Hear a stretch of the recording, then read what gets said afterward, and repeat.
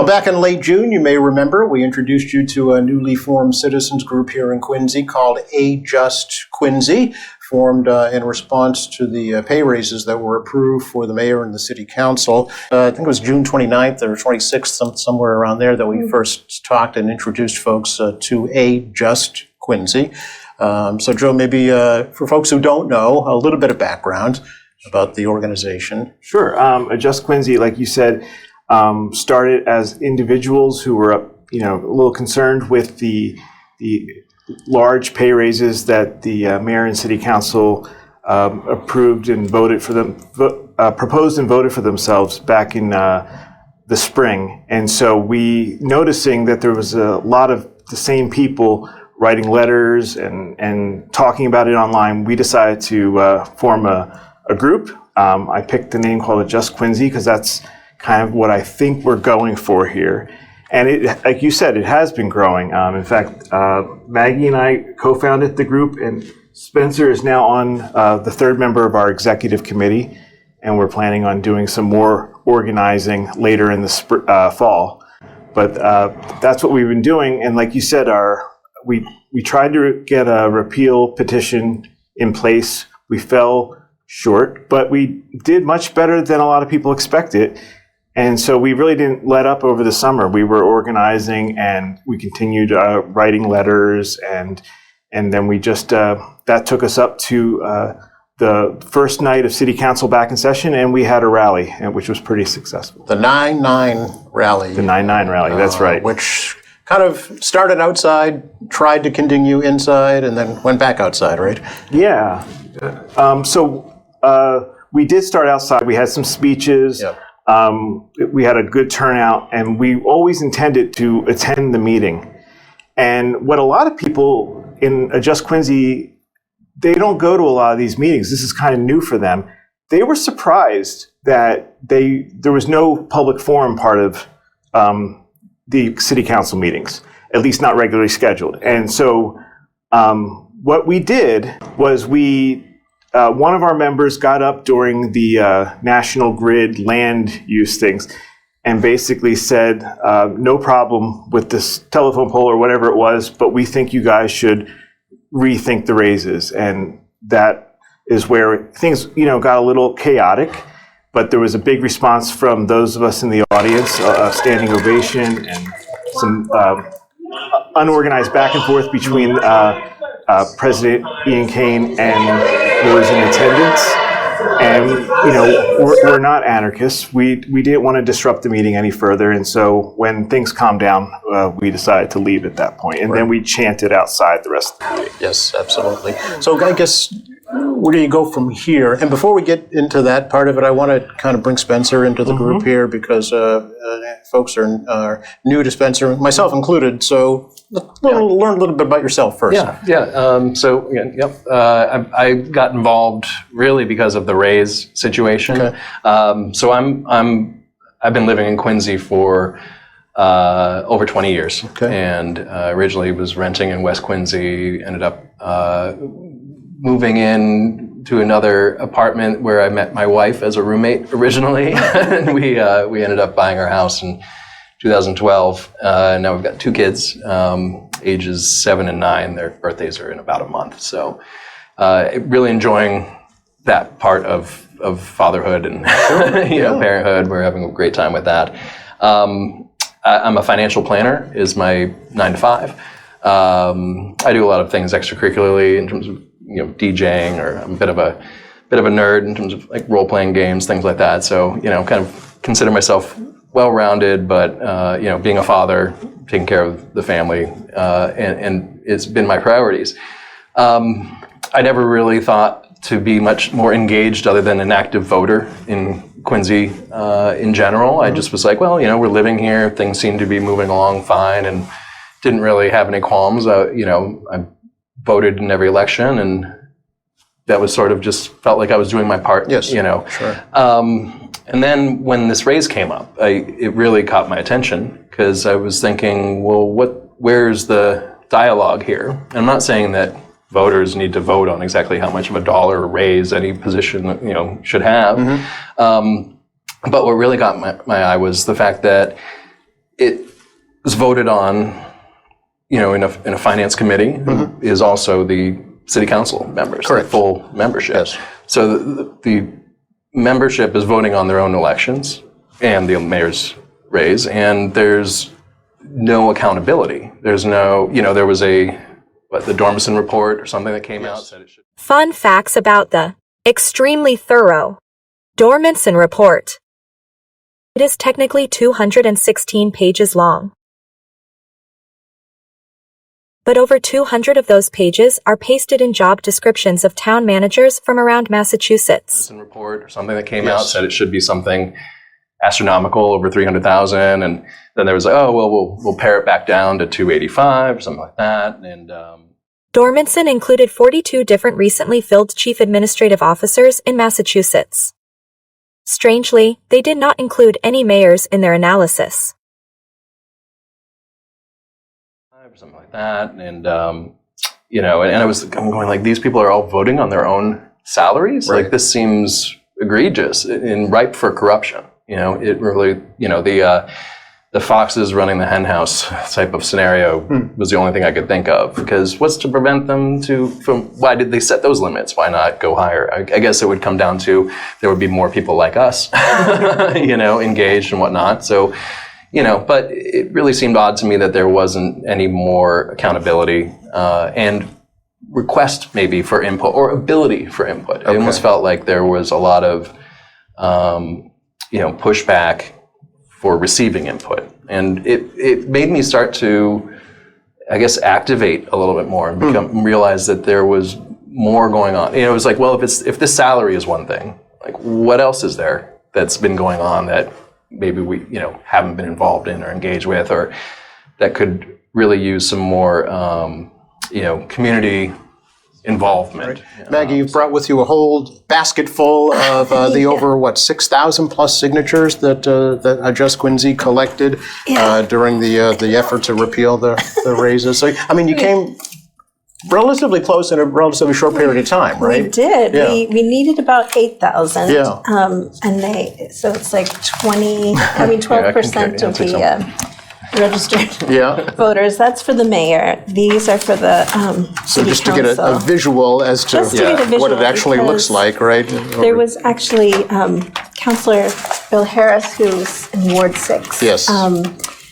He had made a comment in the Patriot Ledger that he wasn't sure if we actually had these, so I wanted to kind of bring them in to say, and you're welcome to take a look at them. We didn't want to actually turn them into the city clerk unless we had enough to meet the threshold to repeal. Yeah.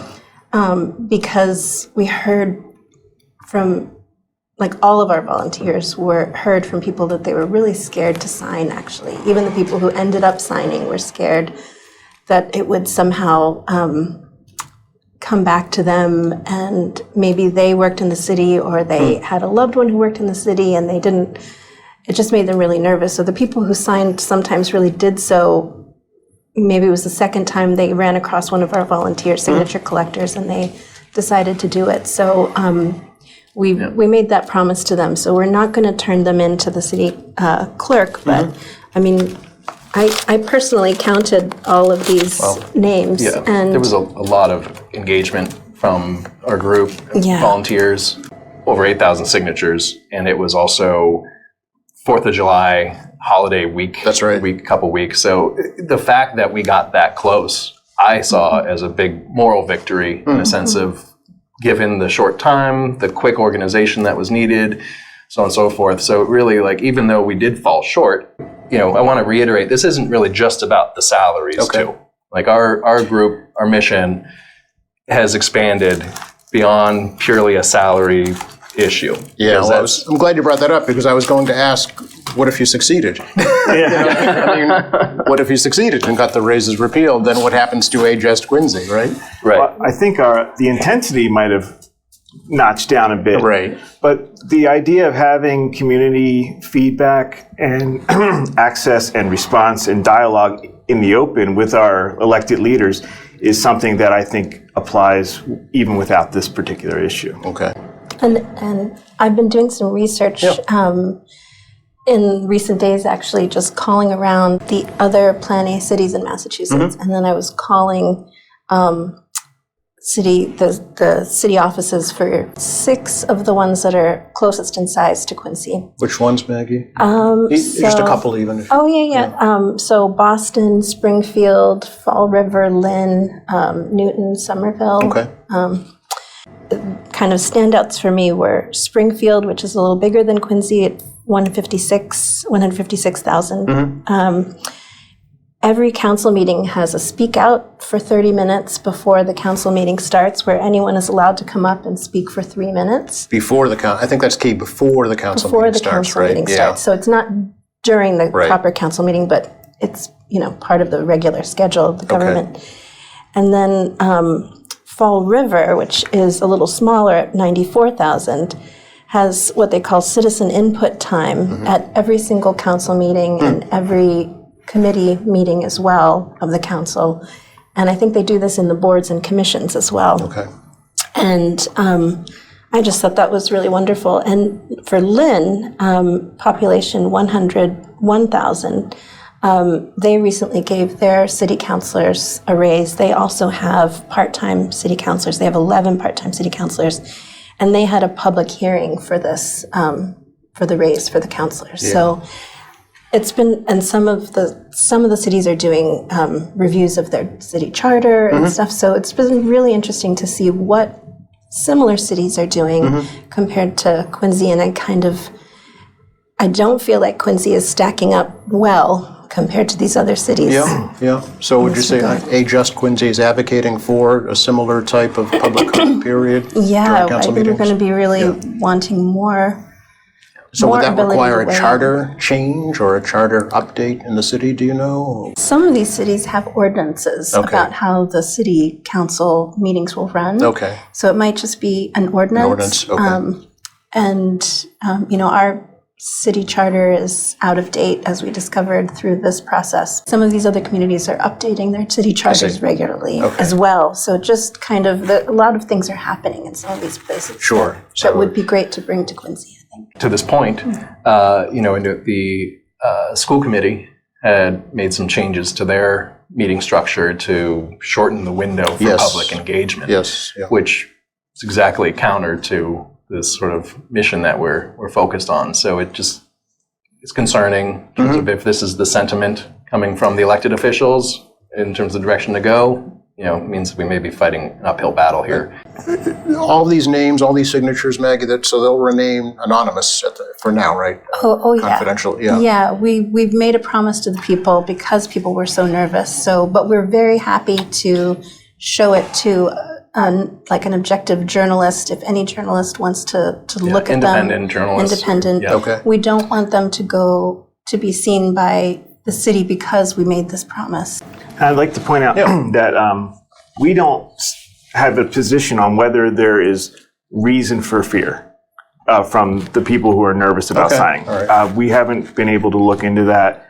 But the fact that there is a perception or a feeling matters to us. So we want to honor that with, by not releasing the names. Yeah. As I understand, AJust Quincy is looking for candidates to step up in the next municipal election, right? To run for city council? That's our next phase. Okay. And we're starting it now. Okay. We're putting out word that we would like to hear from people who maybe think about running but don't even know how to start, because we have some experience in AJust Quincy. We have, I've run a few times. I think that we have other people around who are familiar with the process. Maybe they campaign for other people. So when I ran for office, I had no idea what to do. In fact, and I was scared to ask because I didn't want to look like I didn't know what I was doing. And so if that's their concern, come on in, because we know how to advise you on that. We know where the papers are. We know, don't bother with this, bother with that. We know how to deal with OCPF rules and stuff like that. The finance. Office of Campaign and Political Finance. Oh, yeah, I'm sorry. Okay. There's, so getting people involved, engaged. I mean, the concern also, just in a sense of kind of when we think about, well, what's next? What are the next steps, right?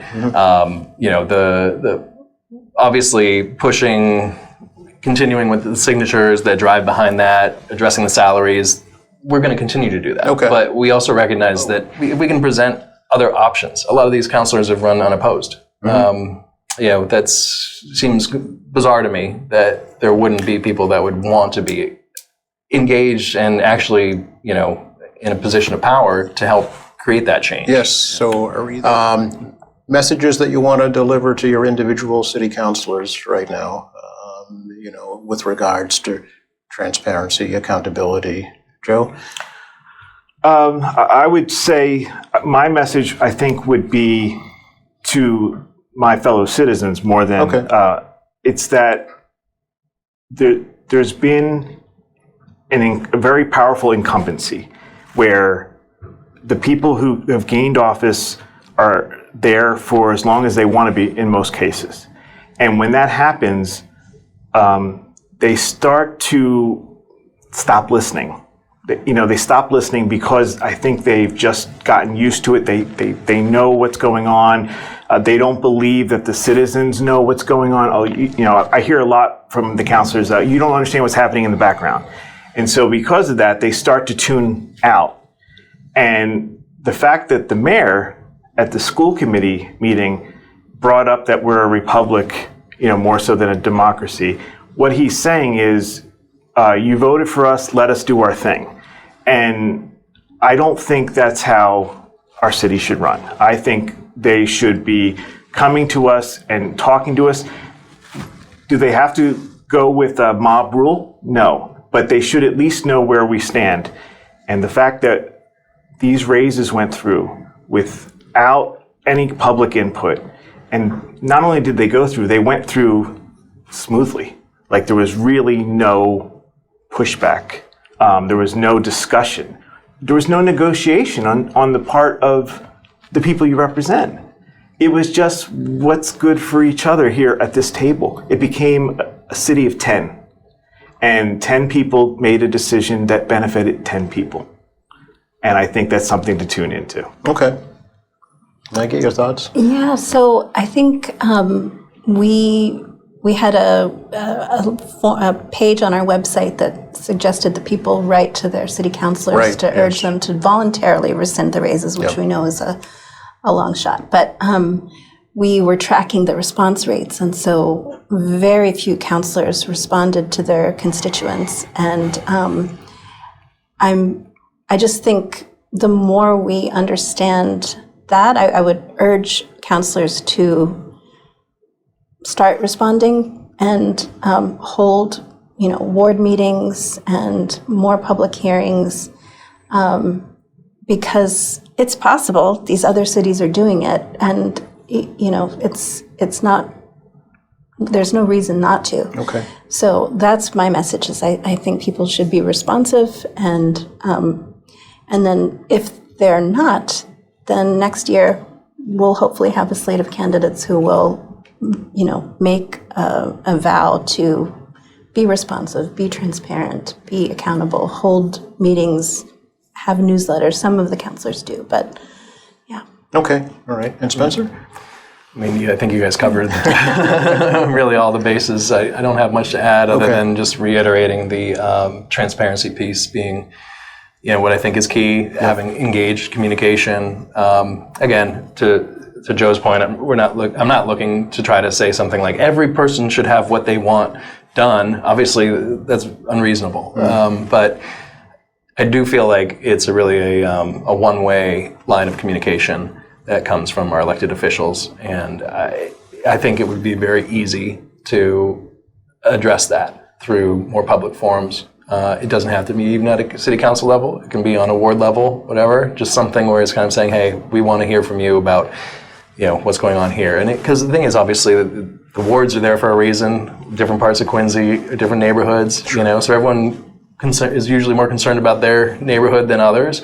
But to be able to bring on a public forum questions, share ideas, I think that's really going to create a more vibrant and healthy city. Okay. All right. Anything else anybody'd like to add right now? Go to your website, check your social media. Check it out. Yeah. Read my blog. adjustquincy.com. Right. It's Joe's really good with his blogs, and we do work together to try to make sure that the messaging is in alignment with our values, and we've got a great group of people who are highly energetic and motivated. So, it's Great to talk to you all. Really appreciate the opportunity, and Thank you. We'll have you back. Thanks, Joe. great. Thank you very much. Thanks for watching us here today.